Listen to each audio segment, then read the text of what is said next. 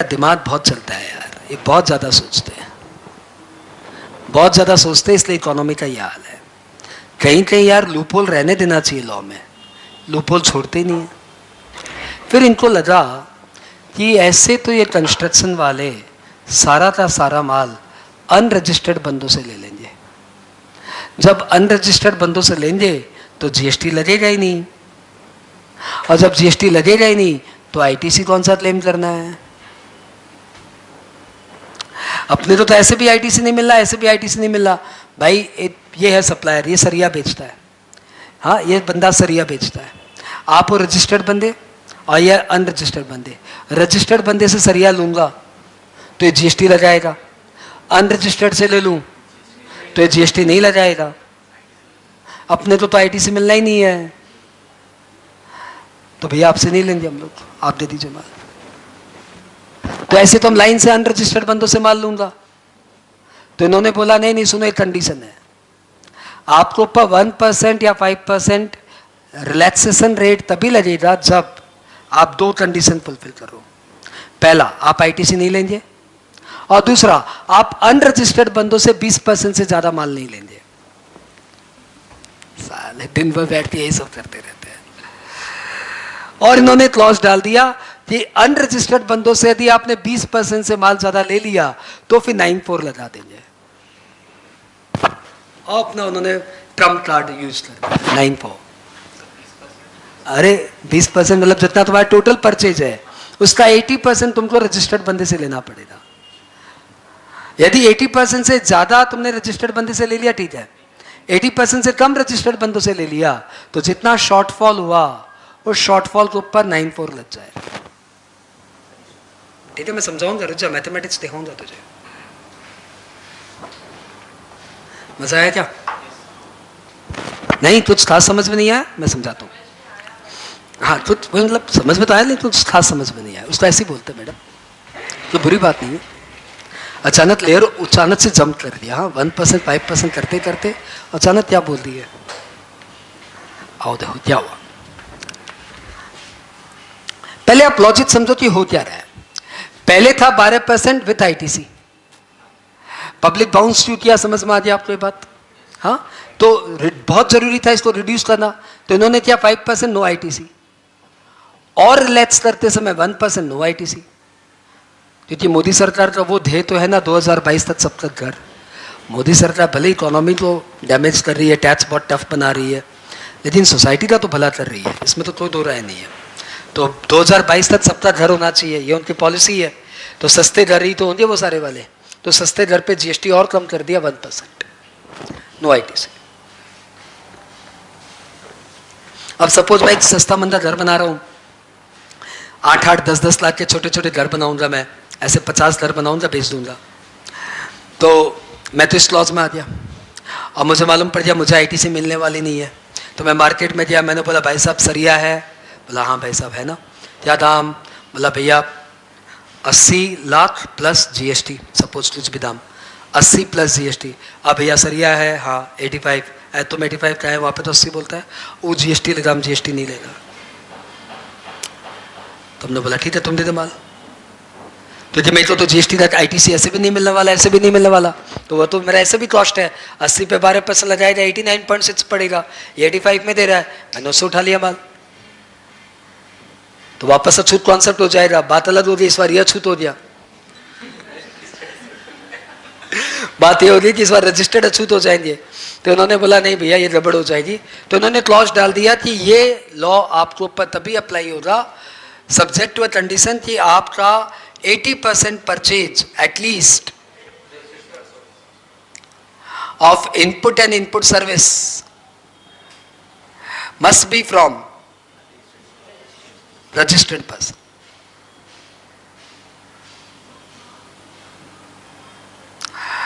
In case of shortfall,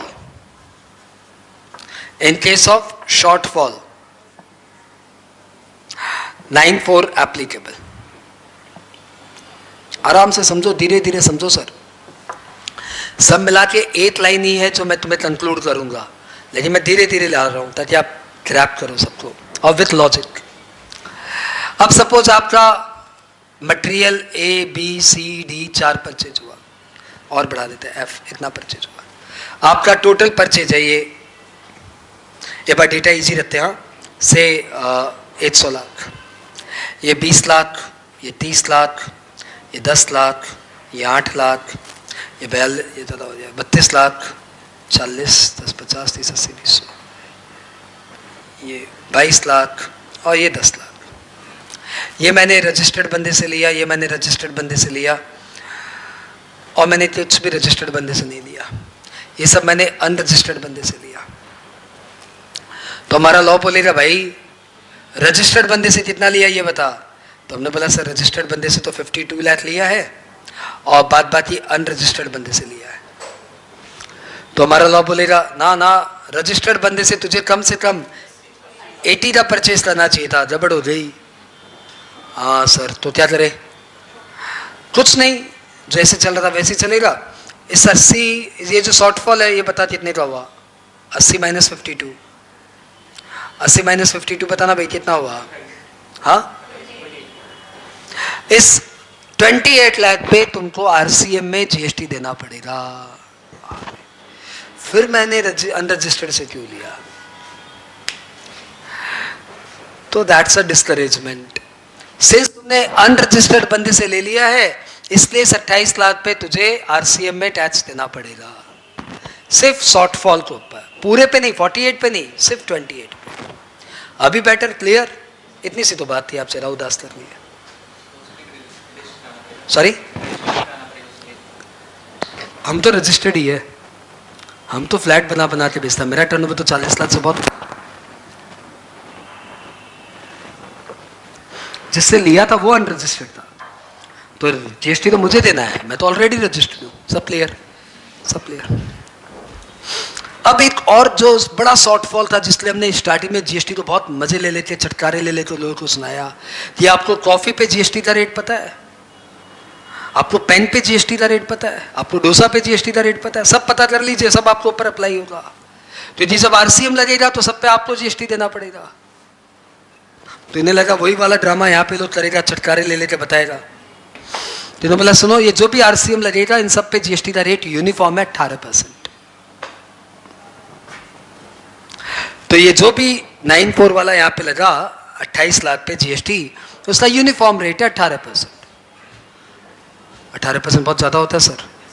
तो ऐसे ही ये डिस्करेजमेंट हो गया कि मैं तो मरे ही ना लूं 80% से कम रजिस्टर्ड बंदों से, मैं कम से कम 80% तो रजिस्टर्ड बंदों से लूंगा। बात क्लियर? काश इनका पेट इतने में भर जाता।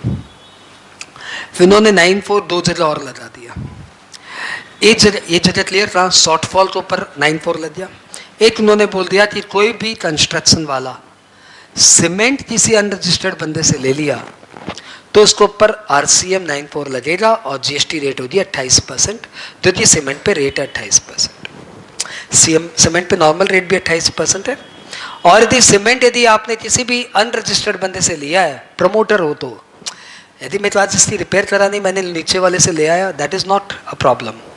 लेकिन यदि मैं प्रमोटर हूं, कंस्ट्रक्टर हूं, और यदि मैंने सीमेंट जैसी चीज अनरजिस्टर्ड बंदे से ली है, मतलब साफ साफ मैल प्रैक्टिस। एक बिल्डिंग बनाने में कितना सीमेंट लगेगा और तुम एक छोटे मोटे वेंडर से कैसे ले लिया?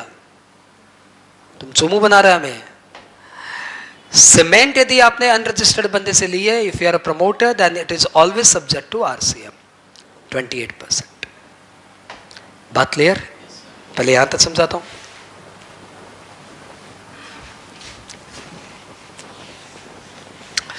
देहे कितना क्लियर हुआ? क्या आ गया? आरसीएम 94, ये सब इन दिनों में आए हुए चेंज है। सपोज मैंने सीमेंट खरीदी, I am a constructor, 40 lakh की, मैंने थोड़ा कम करते हैं 14 लाख की। फिर मैंने सीमेंट एक और खरीदी 26 लाख की। फिर मैंने मटेरियल ए खरीदा 20 लाख का।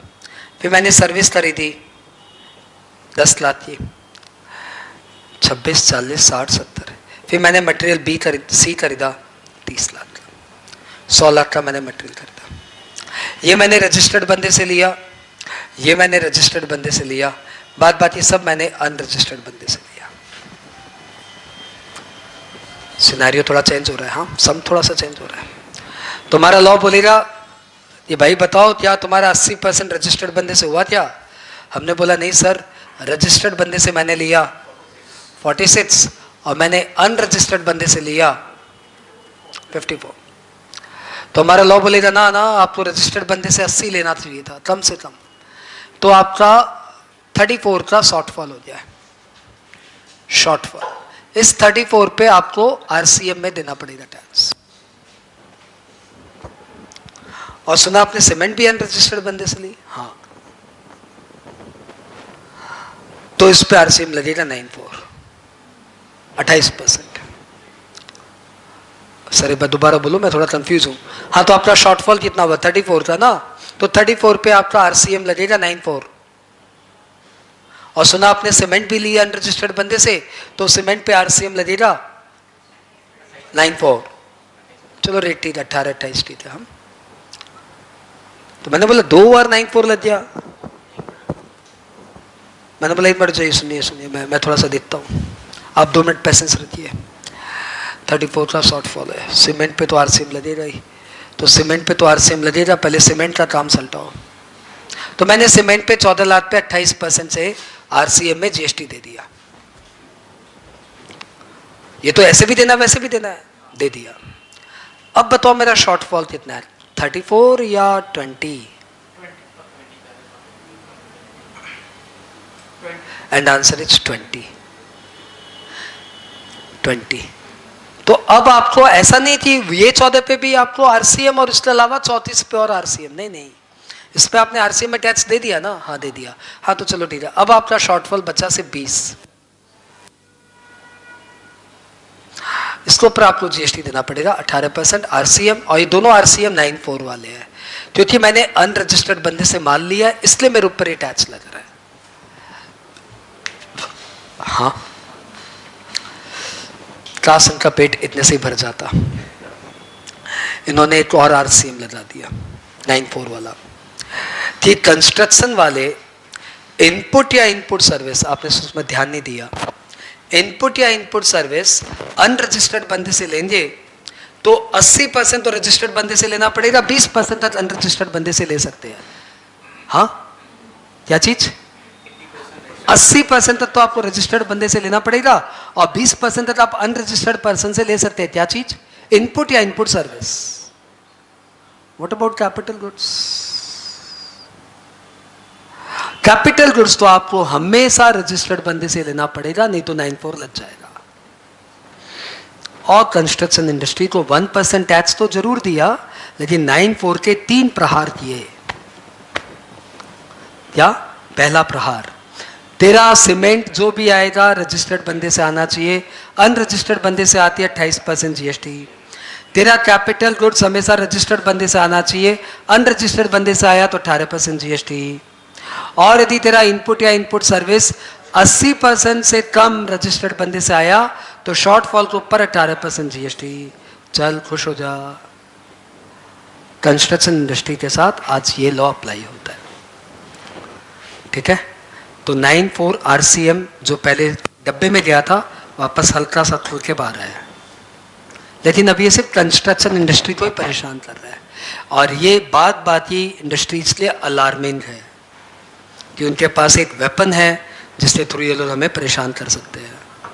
And the name of the weapon is 94 and they know how to use it. They have very decently used it. ITC नहीं मिलेगा ये बोल के हम लोग सब मैनिपुलेशन कर सकते हैं, अनरजिस्टर्ड बंदे से ले सकते हैं, इसलिए इन्होंने अनरजिस्टर्ड बंदों का क्लोज कर दिया व्यापारी। बहुत डिसेंटली काम किया, बहुत डिसेंटली, कहीं लूप होल नहीं है, ठीक है।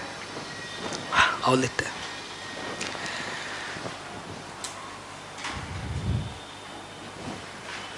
रिवर्स चार्ज मैकेनिज्म एच पर सेक्शन 9(3), एच पर section 9 subsection 3।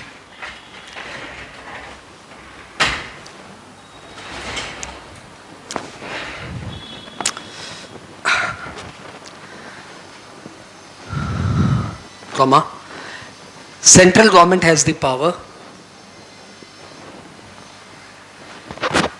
comma, on recommendation of GST Council,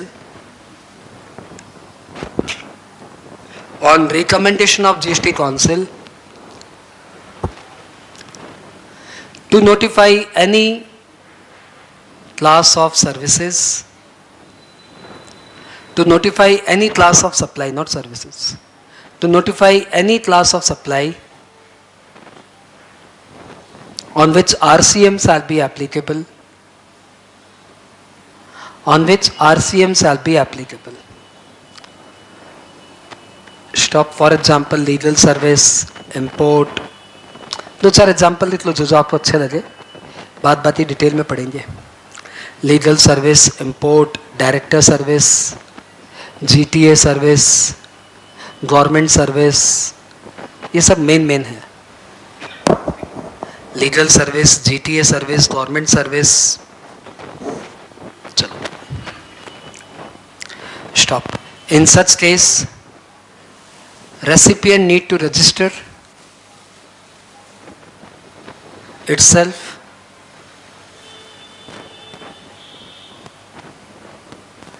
and all provisions of supplier shall be applicable on recipient, and all provisions of supplier shall be applicable on recipient.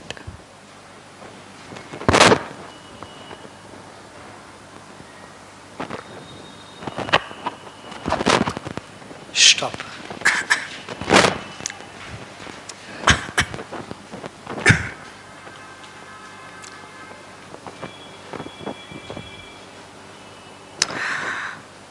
However, recipient can claim ITC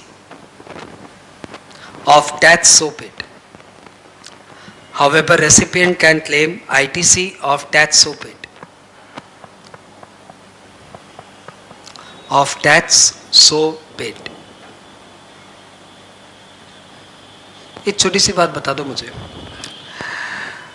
मैं हूं एक supplier और मैंने कुछ service ले ली अभी किसी बंदे से. मैं बहुत तरह की चीजें लेता हूं. आप समझो ना, मेरा एकदम ट्यूशन बिजनेस ही समझो. तो मेरा तो मैं पेपर खरीदता हूँ, मेरे को आईटीसी मिल जाता है. मैं फर्नीचर खरीदता हूँ, मुझे आईटीसी मिल जाता है. मैं प्रोजेक्टर खरीदता हूँ, मुझे आईटीसी मिल जाता है. मैं टीवी खरीदता हूँ, मुझे आईटीसी मिल जाता है. तो मैंने एक नया कोचिंग सेंटर खोला है. उसमें भी मुझे प्रोजेक्टर लेना पड़ा, फर्नीचर लेने पड़े, टीवी लेना पड़ा. तो मेरा भी बहुत अच्छा खासा आईटीसी पड़ा हुआ है.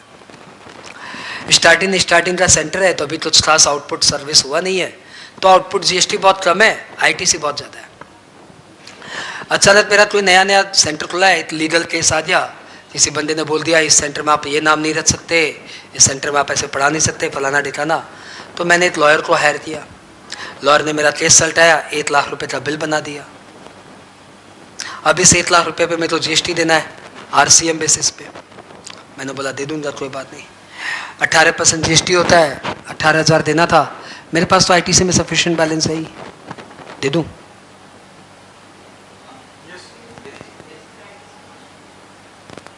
अरे बोल भी दो, दे दूं. हाँ, नॉट एट ऑल. आरसीएम वाला टैक्स आपको हमेशा ई कैश लेजर से पेमेंट करना पड़ेगा. अरे आपने दिन का चिक्का फॉलो ही नहीं किया, आप तो सलमान खान के फैन हो. अरे सलमान खान छोड़ो, ये दिन का चिक्का अलग है. ये कॉन्सेप्ट है ई कैश लेजर से ई क्रेडिट लेजर में पैसे ट्रांसफर होंगे. ई क्रेडिट से ई क्रेडिट में कैसे ट्रांसफर हो जाएंगे भाई साहब? एक बार आईटीसी से देंगे, बाद में वापस उसी का आईटीसी ले लेंगे. What is this? वैसे भी यदि ये बात नहीं समझ में आई, दिन का चिक्का कॉन्सेप्ट समझ में नहीं आया, ई कैश लेजर से ई क्रेडिट लेजर कॉन्सेप्ट समझ में नहीं आया, तो कोई बात नहीं. आईटीसी कॉन्सेप्ट बताइए. What is ITC? Payment adjustment of output tax with input tax. हाँ बोलो. हाँ, the adjustment of input tax with input tax. नहीं sir, it is adjustment of output tax with input tax. तो ये जो legal service मैंने ली है, क्या वो मेरा आउटपुट टैक्स है कि मेरा इनपुट टैक्स है? मैंने लीगल सर्विस ली है, मैंने लीगल सर्विस ली है, दी नहीं है किसी को. This not my output service, this is my input service. तो मैंने लीगल सर्विस ली है, ये इनपुट सर्विस है, लेकिन ये आरसीएम इसलिए मुझे देना पड़ रहा है टैक्स। तो क्या मैं इनपुट सर्विस टैक्स से दे सकता हूं क्या? नहीं। आईटीसी मतलब adjustment of output tax with input tax. पता नहीं आपकी वोट है इसमें, बहुत सिंपल सा क्वेश्चन था। तो आरसीएम वाला टैक्स आपको हमेशा ई कैश लेजर से ही देना पड़ेगा, what ever ITC balance you have. ये छोटी सी लाइन और लिख लो। RCM tax must be paid out of e-cash ledger. इतना हिंदी इंग्लिश याद नहीं रही तो दिन का चिक्का स्टूडेंट क्या? अरे क्या? RCM tax must be paid out of e-cash ledger. Stop parachute. As per section 94.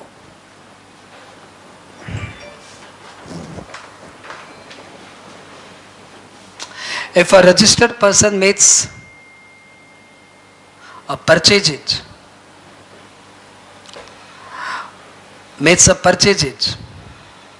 of goods or service or both, makes a purchase of goods or service or both from an unregistered person,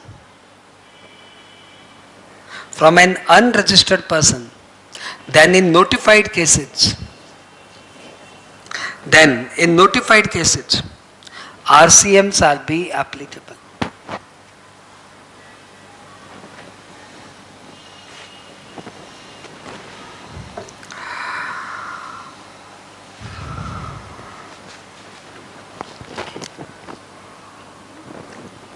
Stop. Currently, in case of construction industry, engaged in residential property construction,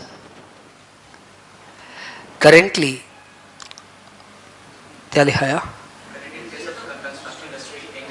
Currently, in case of construction industry engaged in residential property construction,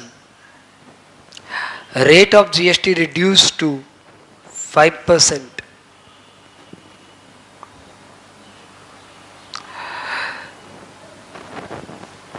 And 1% within bracket in case of affordable house,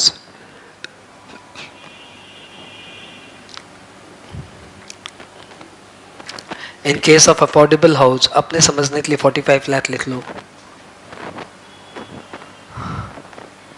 In case of affordable house, bracket close, subject to condition, subject to non-availability of ITC. Subject to non-availability of ITC. Stop.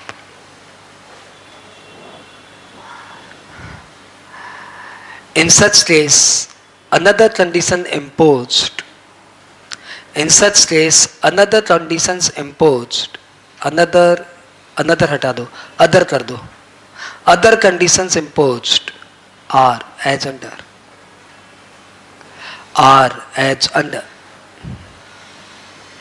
अब जितनी बातें लिखाने जा रहा हूं 1, 2, 3 सब ये सब 9(4) है. Point number 1.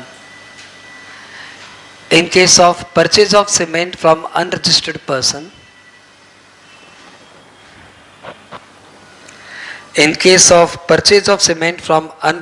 person, section 9(4) applicable. मुझे इसमें 28% इसलिए नहीं लिखाना क्योंकि सीमेंट पे जीएसटी रेट 28% ही होती है, तो मैंने कुछ नहीं लिखा है इसमें. तो यदि सीमेंट की रेट 18 हो जाए तो इसमें 18 हो जाएगा.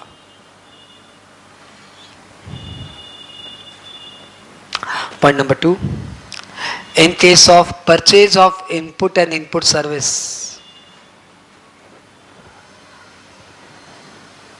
in case of purchase of input and input service, 80% must be from registered person. 80% must be from registered person. जब हम लोग इनपुट बोलते हैं, it includes cement. Stop. Same para. In case of shortfall,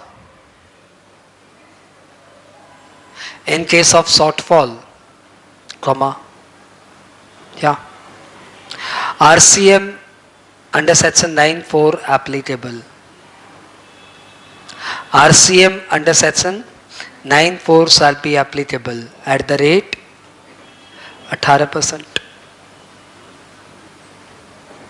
uniform rate है, आपका padded 5% वाला है 12, 18, 28, हम तो 18 लेंगे भैया यहाँ पे.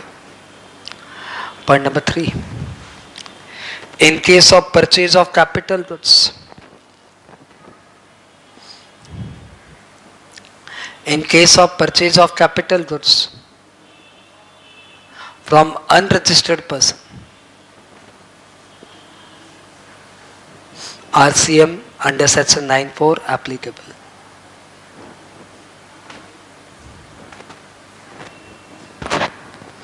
RCM under section 9(4) applicable. Stop, para change, illustration.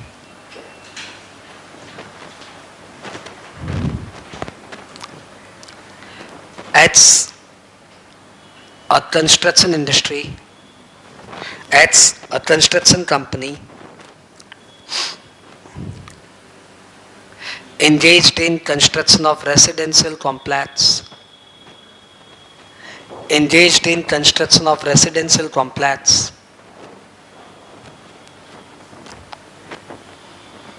made following purchases. अच्छा, तुमने ये तो पूछा ही नहीं, 80% क्या चीज था? Total input service.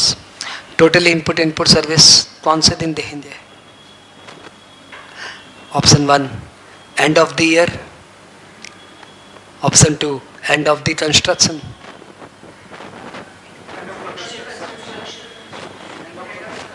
Suppose construction में 4 साल लग जाए तो 4 साल तक 9(4) डेफर रहेगा.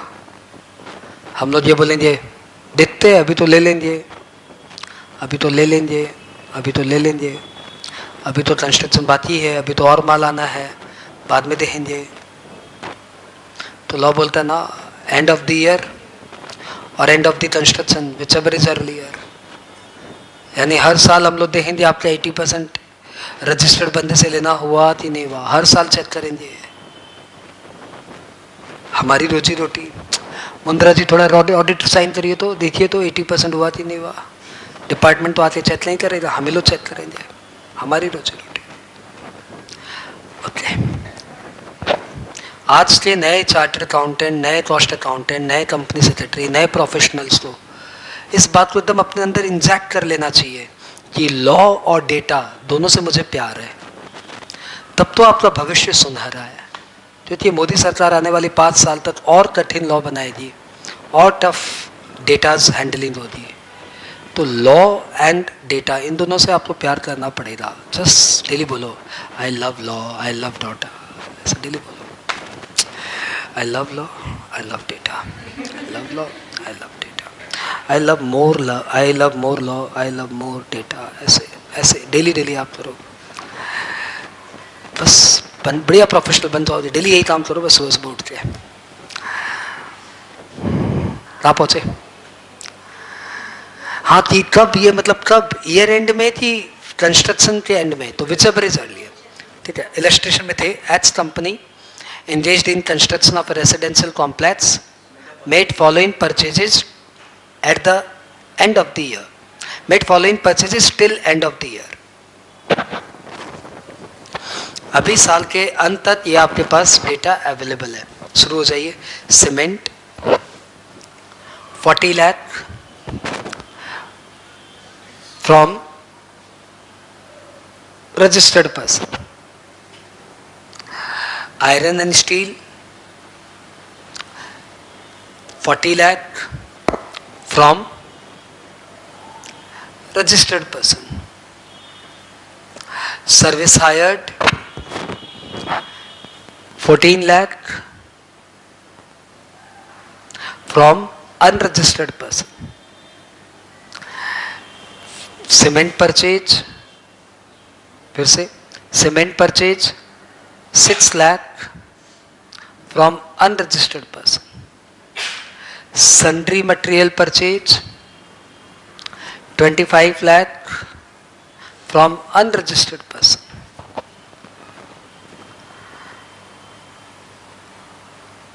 capital goods purchase from unregistered person 6 lakh. Assume GST rate on cement 28%, other product 18%. Simple हो गया. Assume GST rate on cement 28%, other product 18%. Find GST payable under section 9(4). Find GST payable under section 9(4) and also state whether ITC is available for such tax, and also state whether ITC is available for such tax. सही सही answer दो तो आपकी छुट्टी.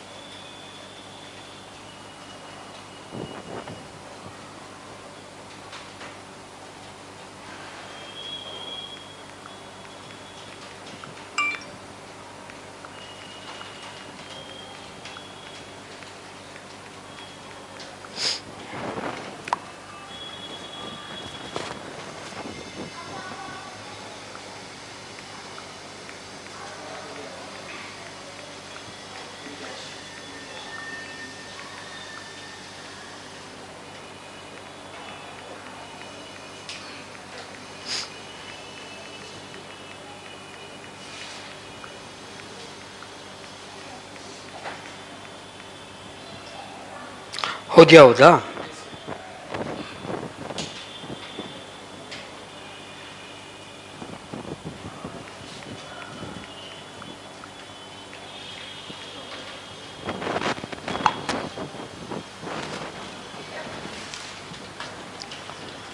हो गया?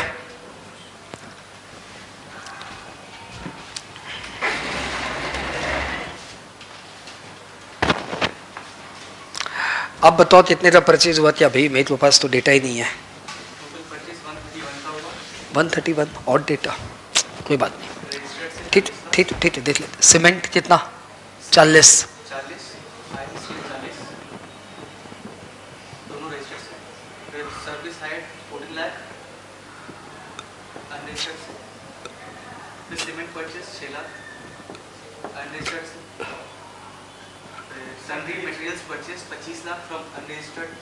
ये भाई इस पे रहते हैं कैपिटल गुड्स से, अभी कोई काम नहीं है। कैपिटल गुड्स पे तो आरसीएम लगेगा ही, क्या बोलना है। तो आप यदि रजिस्टर्ड और अनरजिस्टर्ड की ऐसे बना दो तो ये सब अनरजिस्टर्ड में शिफ्ट हो जा रहा है। 25 है क्या ये? तो आपका रजिस्टर्ड बंदे से लेना होगा 80 और ये हुआ 45। सही है? टोटल परचेजेस आपका हुआ है 125। Suggested purchase from registered person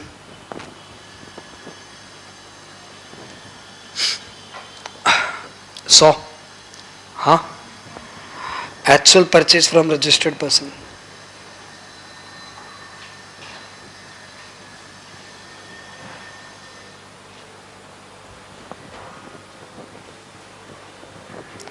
80।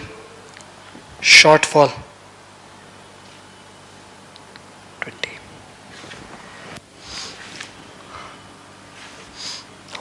Tax payable on under section 94। Point number 1, cement purchase from unregistered person. Unregistered person 6 lakh into 28%.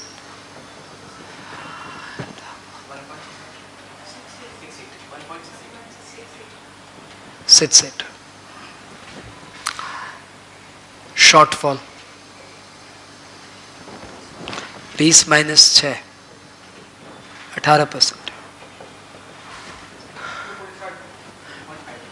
2.52।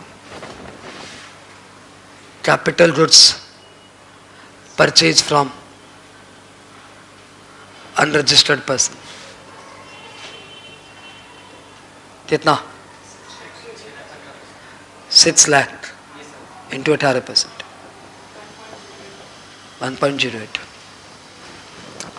GST payable under RCM 94।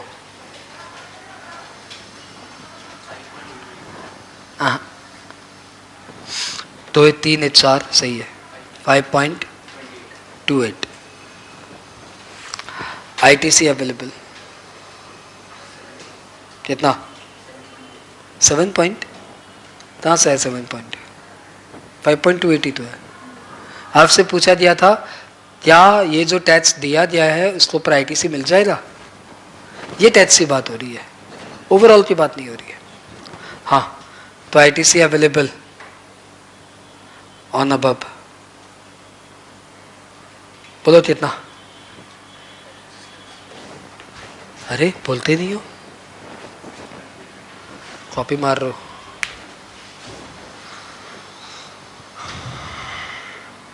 How much? अच्छा छोड़ो, आईटीसी छोड़ो, हटाओ हटाओ, आईटीसी हटाओ। पहले बताओ आईटीसी में तो डाउट है क्या? पक्का? अब आईटीसी बता दो यार, इसमें इतना क्या नहर रहा है? पूरा मिल जाएगा।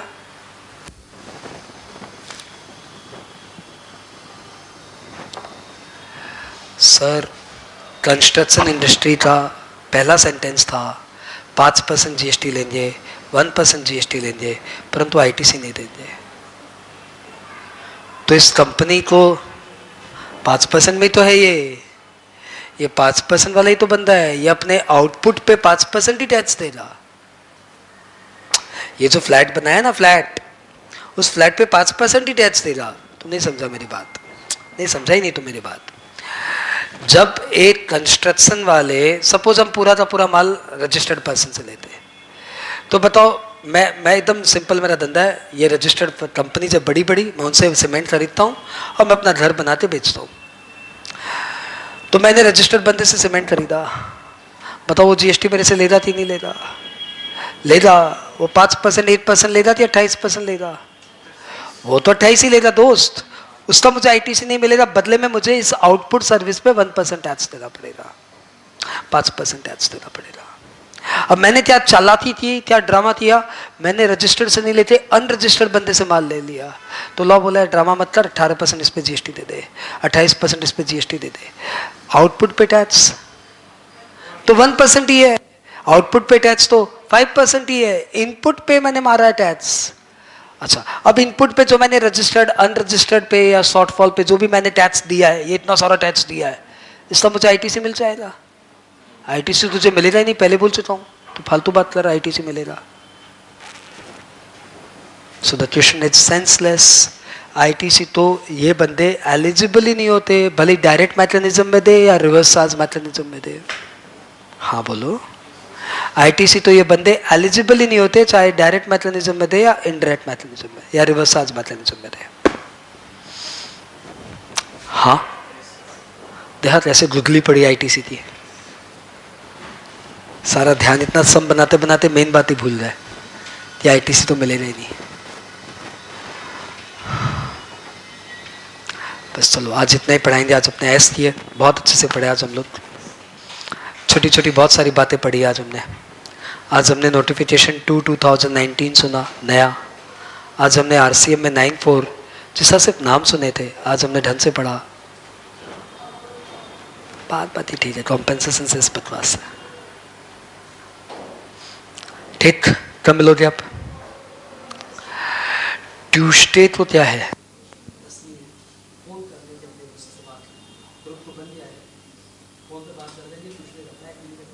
थर्सडे पक्का है कि ट्यूसडे को किसका क्या प्लान है?